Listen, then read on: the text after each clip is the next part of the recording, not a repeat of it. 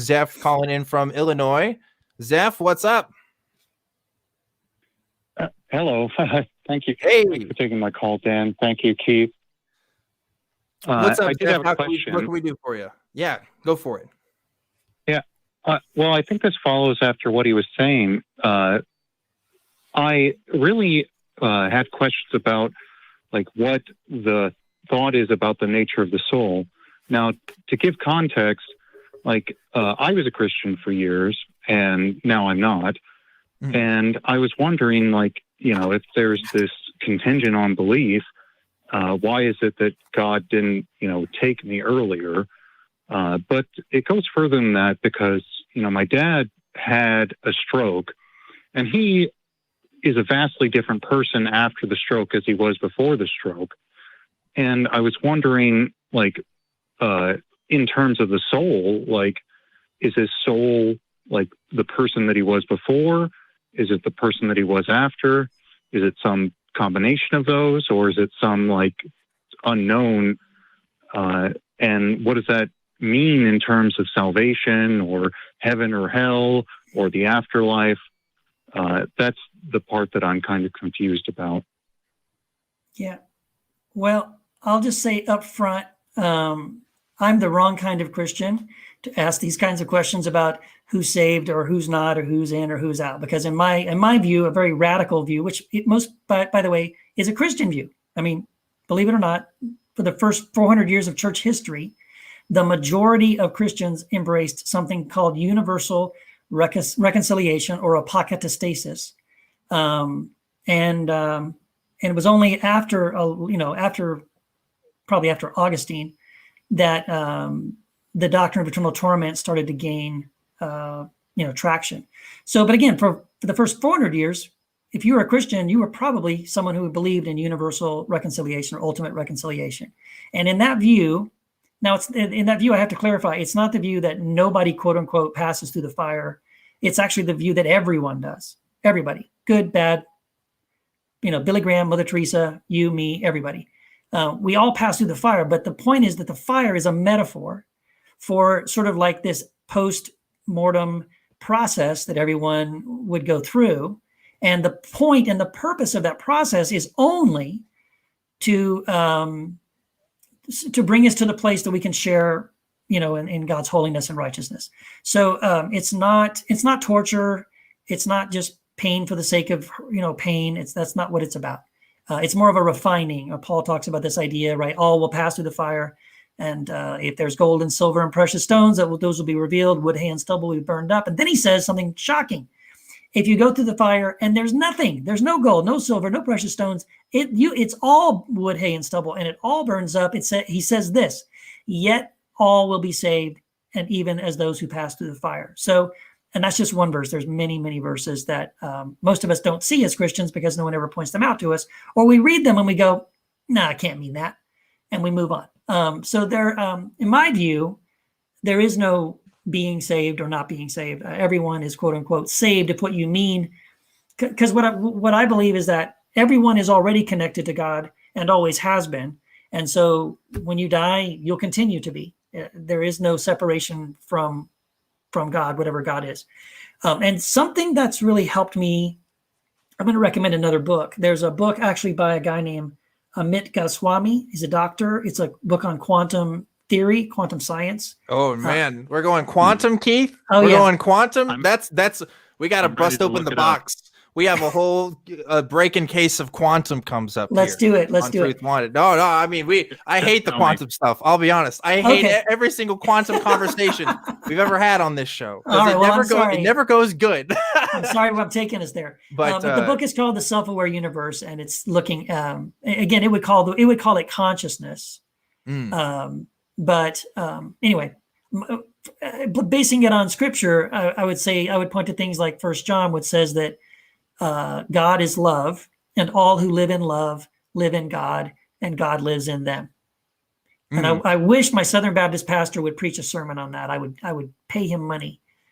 Preach a sermon on that verse, please. God is love, and all who live in love live in God, and God lives in them. Bring it on. I'd love to hear that. Interesting. Yeah, the soul stuff, I agree with you, Zeph. Like a traditional understanding of the soul It doesn't really jive with me. It doesn't make sense, especially everything that we know about physiology now with how the brain works with the rest of the body. It seems like if you change a part of your brain, you're changing ultimately your representation of self.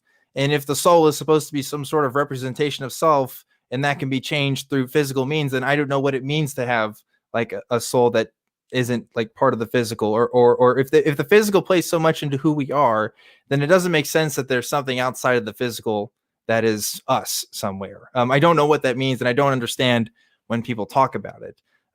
So that's kind of my take on it, which is a naturalist take. But yeah. Can I just say something too? Like, what would you say to the idea that, because to me, like, for example, like you sharing about your dad having a stroke, and my dad had some dementia before he passed back in August, and my mother-in-law also has had some behavior. She had some strokes as well, and has trouble talking and speaking, and her behavior has gotten much more violent and unpredictable and things like that. And so I hear what you're saying. I've been through that kind of stuff. So I guess my thing would be, what if the soul was what you were experiencing before anyone had these problems? And then when they have brain damage or they have some kind of a problem, it's simply that the mechanism, it's sort of like the person is still there, but it's like we have a bad connection. Right. Then now suddenly I'm not hearing it clearly because the mechanism, the brain, the speech. Yeah. The part that communicates is broken. It's not, but they're still in there. What you're saying is like coming through differently. The body is like a receiver to the soul, kind of. Well, because I'm not here's my thing with the soul, Keith, because I don't know what it means. Because I don't know how you differentiate a biological being that has a soul that doesn't have a soul. Now, I've posed this question to people before, and some people say, well, all animals and other organisms have souls. And if that's the case, then I don't even know what soul means at that point. It just seems too non-specific to be defined. You know, there has to be a way for us to like look at it and call it a thing in order for it to be meaningful to me in some sense. And I have the same thing with when we talk about the idea of God in general or spirits in general, because at some point when it becomes so vague, it's hard for me to understand what it means to say, yes, I believe in this thing. You know, like obviously I see a person in you, Keith, and I think that like you exist and that you're emoting and you have all these things, but like a soul doesn't have to work in my framework, like conceptual framework, and for that to me to make sense. But yeah, Zeph, go ahead. You want to say something? Yeah, I did have something I wanted to say about this. I mean, there are those Snickers commercials where they say, you're not you when you're hungry. Yeah. This is kind of the idea, is that there are all sorts of like, you know, naturalistic sort of causal explanations. You know, when we're hungry, we might be more, you know, aggressive or more agitated or more angry. You know, the same thing if we're without sleep, if we, you know, are experiencing pain, you know, because maybe an injury or because we're like just overworked. And, you know, I feel like it would take a God, I mean, to discern, like, is this causal based off of their, you know, physical state, or is this really the core who they are?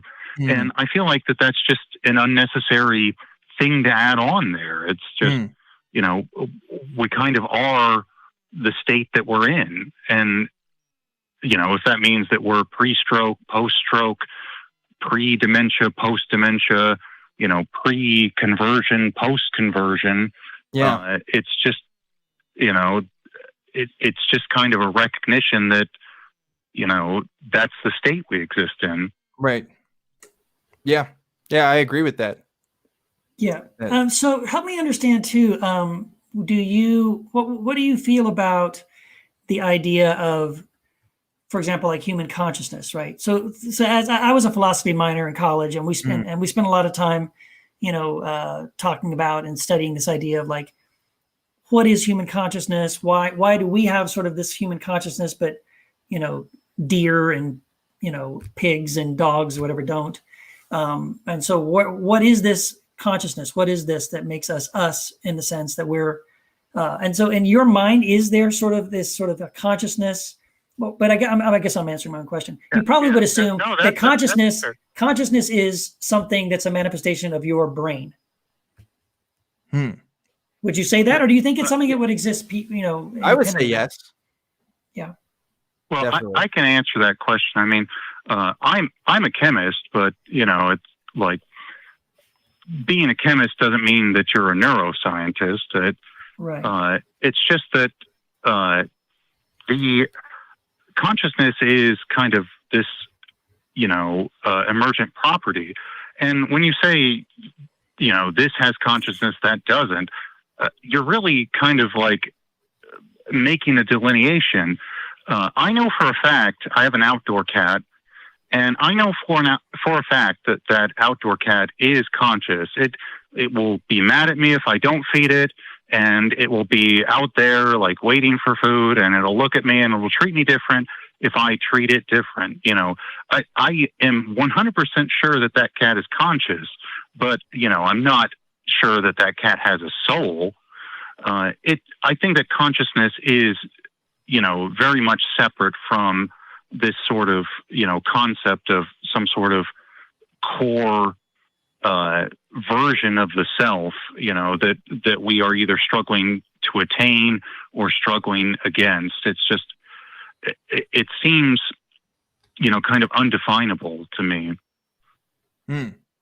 Yeah, I think I share some of that too, Zeph. Like, I think consciousness has always been kind of a vague word. And like the more that we study it, the more that we find that it gets really complicated. We're looking at smart thermostats, and you can make the argument that they are conscious on some level because they have an external response. They take external stimuli and process it and have an output. And that's like the basics of how we see conscious beings on some level. And so, like, does that mean that AI could be just as conscious as a human being? I don't know. I think it could be. Does that mean that they have an intersubjective sense of self like we do? I don't know. But either way, like when we get to that point, maybe that's something we'll never truly know because of the hard problem of consciousness that we can't ever seem to solve. But yeah, the idea of a soul, something that exists outside of it, doesn't really solve much either. I think it makes us ask more questions than it does solve. And I think that's my biggest contention with people talking about the soul, and especially in its relationship to consciousness, because I don't see it as answering quite anything. I think it's kind of an alternative explanation, but it's an explanation that also needs explanations. Like, it doesn't really answer much for it. But that's all the time that we have for this call. So we're gonna have to move on to a different one. Zeph, thanks so much for calling in. I did want to say that Keith, if all Christians were like you, then I'd still be a Christian. There you go. You're a great guy. There you go. Thanks, Zeph. Thanks for the call. Appreciate it. Yeah, it's an interesting discussion. It's one that we've had on this show before. Because then, like, you get into the quantum stuff, and I know, like, you want to get into the you have some ideas of the quantum stuff. Oh my god, the quantum stuff. We don't have to go there. I'm reading this book, The Self-Aware Universe, and it's kind of mind-blowing to me. I understand probably 2/3 of it. If I'm lucky, maybe half of it. But I think the implications of it, again, this is not coming from religious people. These are coming from scientists. And many times they'll even stop themselves and say, hey, I know I sound like a theologian right now or a philosopher right now. Yeah. But I mean, to me, it's fascinating. If this is backed by science, if the implications of what it's saying are true, then it seemed, I mean, as someone who does believe in a God and a soul or whatever, sure, and a post-death sort of, continuation. I can see it seems to say that, hey, maybe people were right about some of these things, like this idea that physics and reality aren't necessarily what we thought they were. From that perspective, that makes sense because it becomes a justification for this belief, right? It becomes like, oh, here's some hard scientific evidence towards that conclusion. Well, for me, it's like, first of all, I'm not a physicist, and I can't, I will always have a layman's understanding of it. Right. But I'm also, I'm just not convinced by what I've seen so far, but maybe that'll change. I don't know. That's just something I'm not convinced by at this point.